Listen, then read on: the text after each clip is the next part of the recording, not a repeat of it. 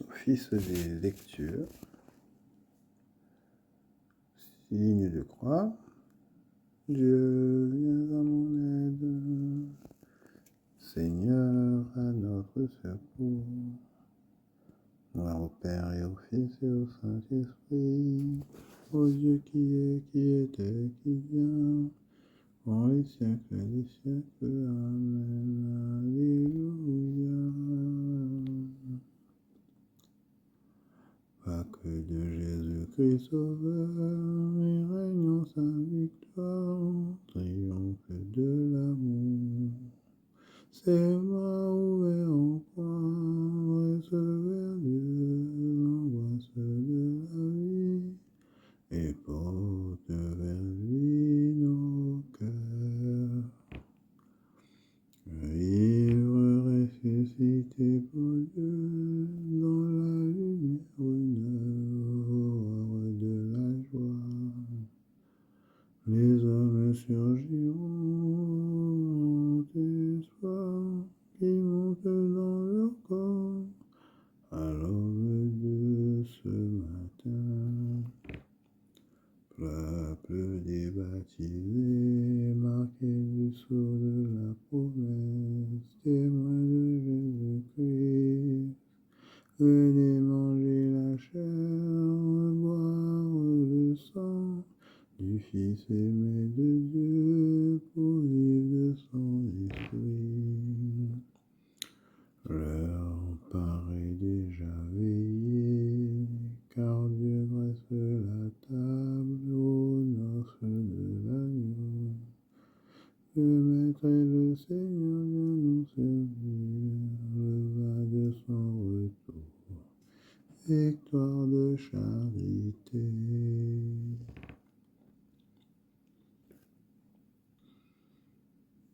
J'ai accepté de tout perdre afin de gagner le Christ. Alléluia. Vraiment, Dieu est bon pour Israël, pour les hommes au cœur pur.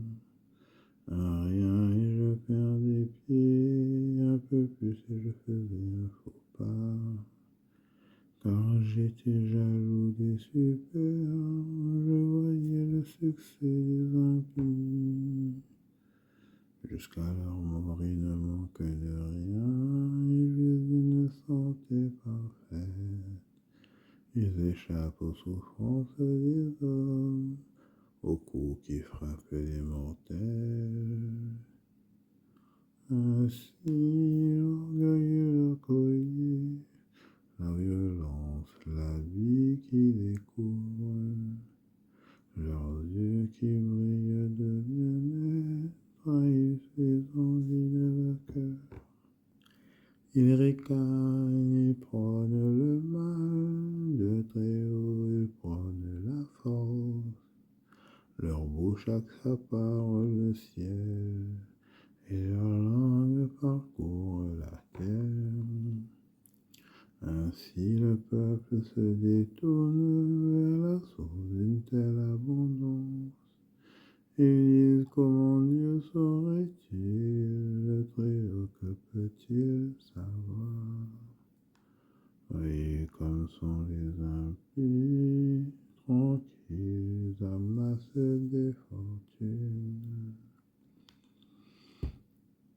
Vraiment, c'est en vain que j'ai gardé mon cœur pur, lavé mes mains en signe d'innocence. Me voici frappé chaque jour, châtié dès le matin. Si j'avais dit je vais parler comme eux, j'aurais trahi la race de tes fils. Longtemps j'ai cherché à savoir, je me suis donné de la peine. Mais quand j'entrai dans la demeure de Dieu, je compris quel serait leur avenir. Vraiment, tu les as mis sur la pente, déjà tu les entraînes vers la ruine. Comment vont-ils soudain au désastre, anéantis, achevés par la terreur? Quand ton réveil, Seigneur, tu chasses leur image, quand songe au sortir du sommeil. Oui, mon cœur s'est glissé, j'avais les reins transpercés. Moi, stupide comme une bête, je ne savais pas, mais j'étais avec toi. Moi, je suis toujours avec toi qui a saisi ma main droite. Tu me conduis selon tes desseins, puis tu me prendras dans la gloire. Qui donc est pour moi dans le ciel, si je n'ai même avec toi aucune joie sur la terre? Ma chair et mon cœur sont usés, ma part, le roc de mon cœur, c'est Dieu pour toujours. Qui s'éloigne de toi périra, tu détruis ce qui te délaisse. Pour moi, il est bon d'être proche de Dieu. J'ai pris refuge auprès de mon Dieu pour annoncer les œuvres du Seigneur aux portes de Sion. Gloire au Père et au Fils et au Saint-Esprit, pour les siècles des siècles. Amen. J'ai accepté de tout perdre afin de gagner le Christ. Alléluia. Mon cœur et ma chair sont un cri. Alléluia. Vers le Dieu vivant. Alléluia.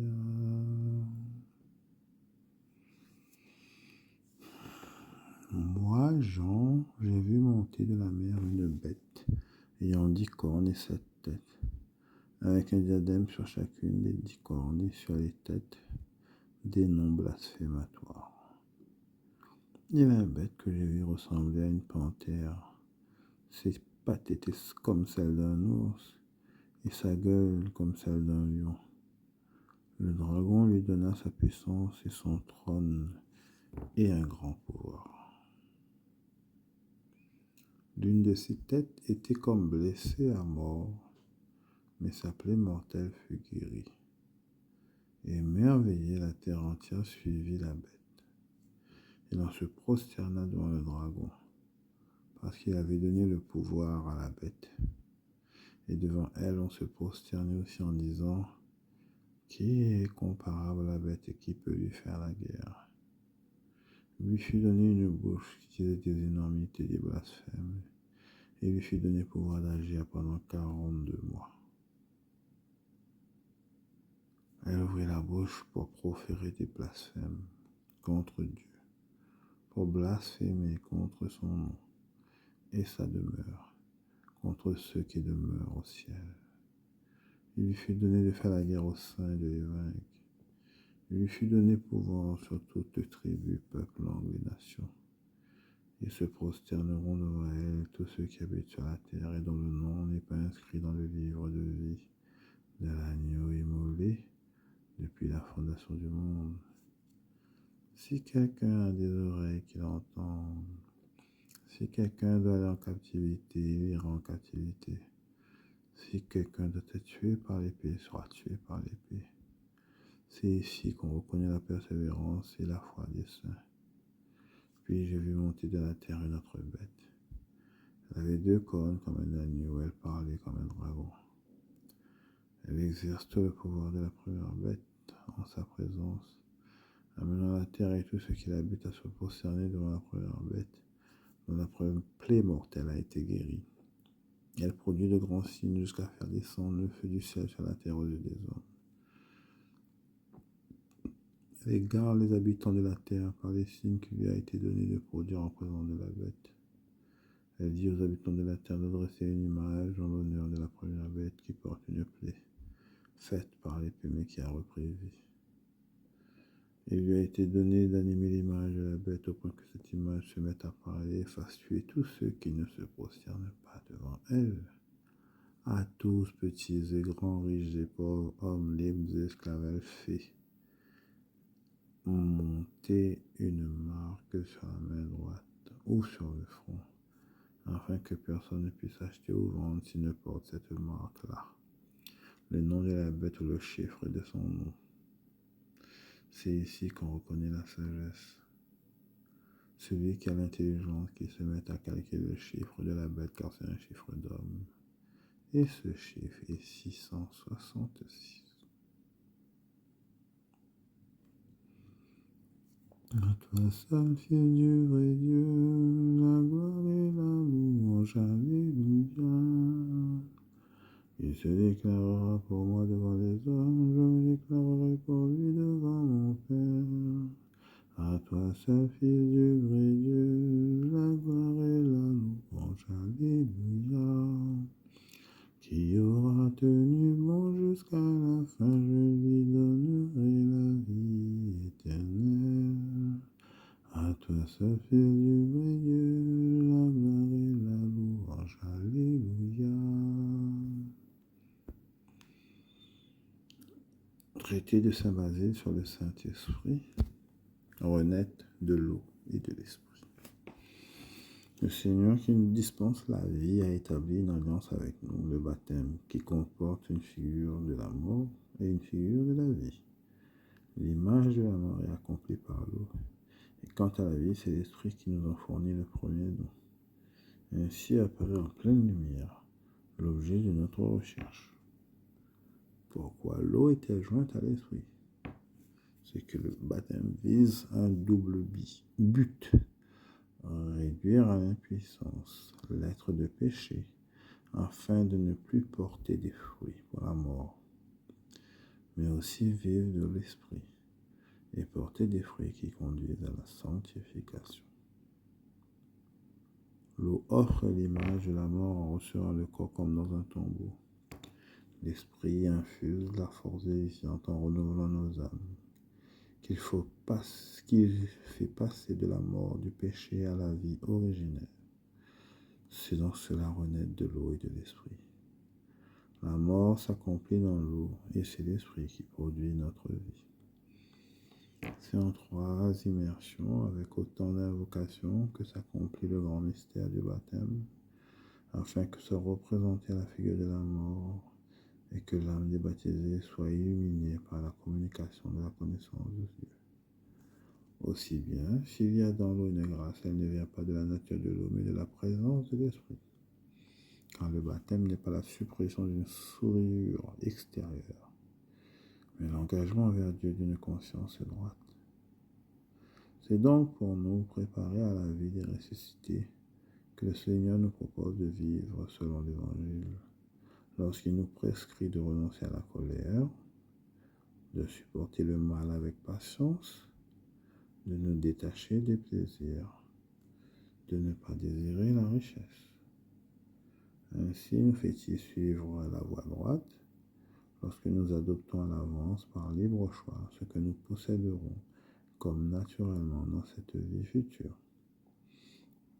C'est par l'Esprit Saint que se fait la réintégration du haut paradis, la montée vers le royaume des cieux, le retour à la vie des fils adoptifs.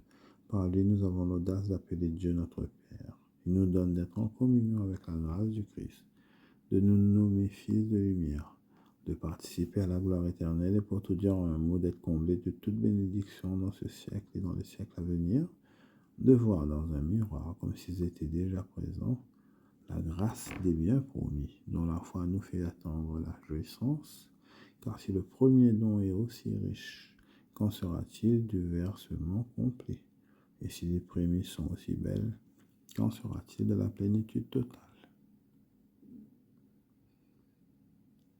Le monde reçoit la vie, l'homme reçoit l'esprit.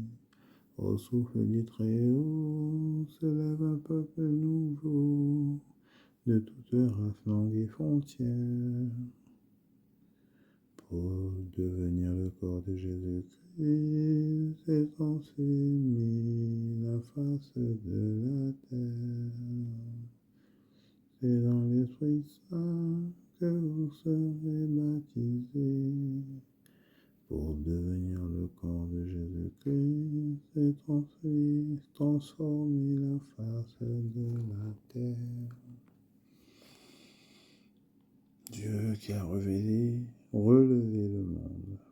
l'abaissement de ton Fils.